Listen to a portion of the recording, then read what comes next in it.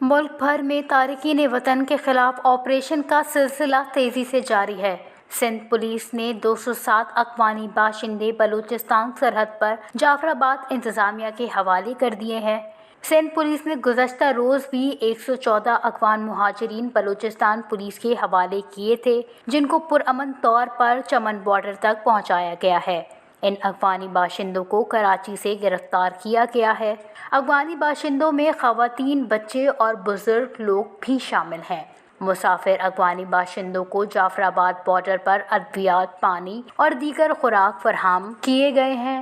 ضلع انتظامیہ نے افغان باشندوں کو 8 کوچز پر چمن بارڈر کی طرف روانہ کر دیا ہے۔ ایس ایچ او ڈیرہ اللہ یار عبدالرؤف جمالی کے مطابق افغان مہاجرین کی سیکیورٹی سخت ہے، پرامن طور پر منزل تک پہنچائیں گے تاکہ یہ مہاجرین بخیریت اپنے وطن تک پہنچ سکیں۔ وش نیوز، جعفر آباد، بلوچستان۔